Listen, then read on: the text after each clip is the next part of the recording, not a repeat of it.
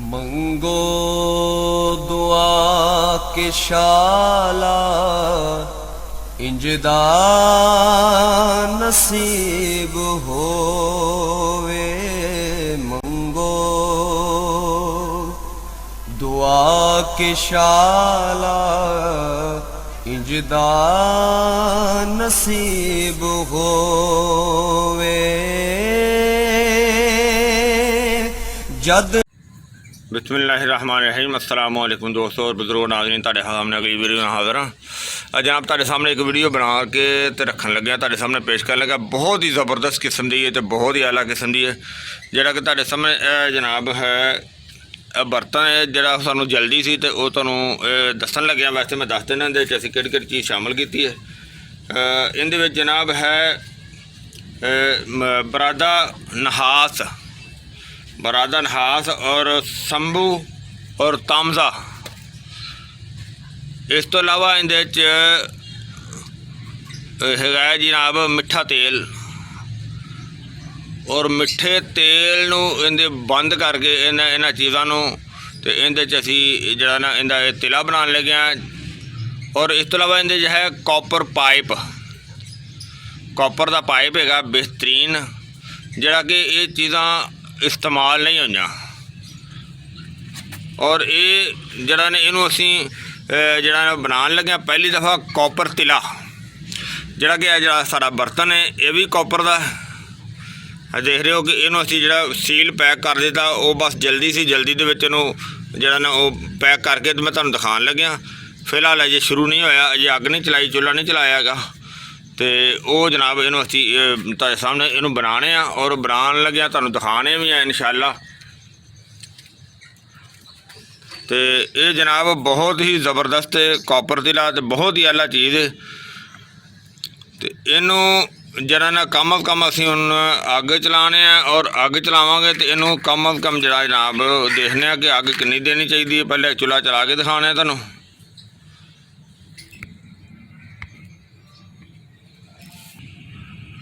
लो जी चूल्हा चलाई तो सी माशाल्लाह तकरीबन हल्की आंच का चलाया, बिल्कुल हल्की आंच ते जरा ये हुण तकरीबन जरा ना इस टाइम होया 10:15 दिन तो दोपहर के 10:15 होए ने।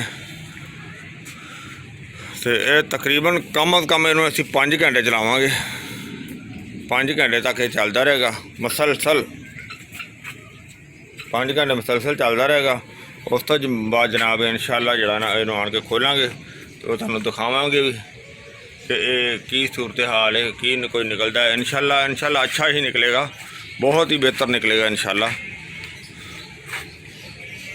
और एक कॉपर तिला जरा ना जिस तरह कि कुश्ता तांबा बहुत मशहूर है, यानी कि एक ओल्ड एज वास्ते भी हर लिहाज नाल ही कुश्ता तांबा बहुत मशहूर है।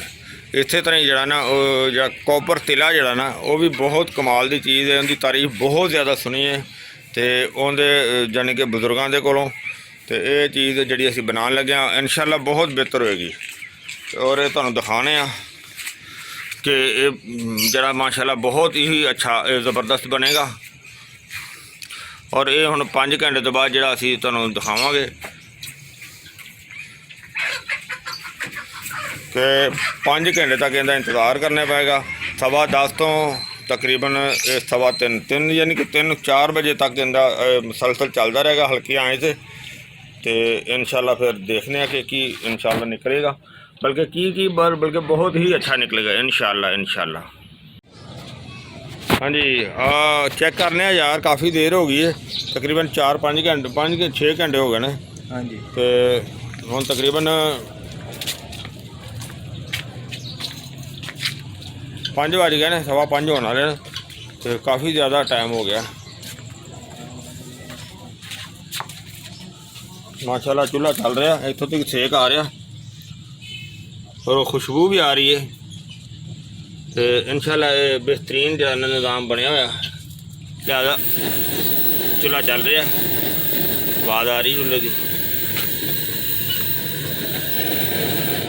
लिहाजा चूल्हा बंद कर दिता।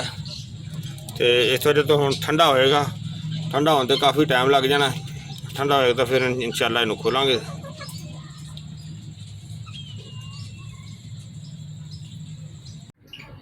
हाँ जी एहसन साहब आओ देखिए कि माशाल्लाह कल का ब्याह से ठंडा हो गया होना, बिल्कुल ठंडा हो गया। हाँ जी तो इनू बिस्मिल्लाहिर्रहमानिर्रहीम रखते गए इनू थोड़ी छुरी की नोक नाल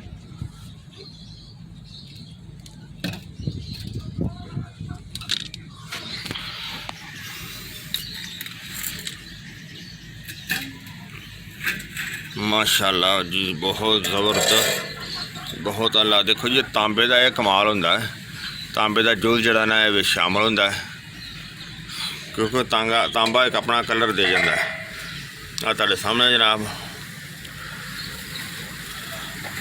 कॉपर तिला जो तुम देख रहे हो माशाल्लाह तुहाडे सामने तैयार हो गया और काफ़ी पहले नाल जड़ा ना वो कम हो गया है क्योंकि इनका जो इनू असी हुण जड़ा ना कि छान के तो वो क्लीयर करने इंशाल्लाह फिर तुहानूं दिखाने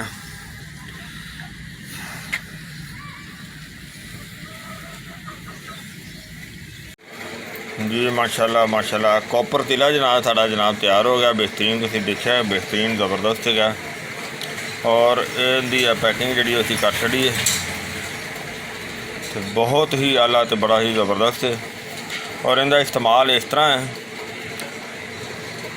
कि इनू हर उम्र दे विच इस्तेमाल किया जा सकता है,